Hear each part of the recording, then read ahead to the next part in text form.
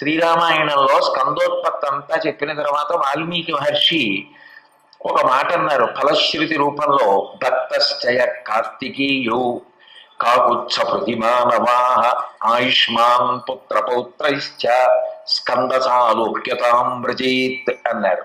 ఎవరైతే స్కందుని యందు ఈ లోకంలో భక్తితో ప్రవర్తిస్తూ ఉంటారో వాళ్ళందరూ కూడా పుత్రుల్ని పౌత్రుల్ని చూసి చిట్ట చివర స్కందలోకాన్ని పొందుతారు అన్నారు. స్కందలోకము అనేటప్పటికీ సుబ్రహ్మణ్య లోకం అని ఒక లోకం ఉందని, దానికి కూడా స్కంద శబ్దంతో స్కంద సాలోక్యతాం వ్రజేత్, స్కందలోకం అని ఒకటి ఉన్నది అనేటప్పటికీ అదేదో ఇక్కడి నుంచి చాలా దూరంగా ఉంటుంది.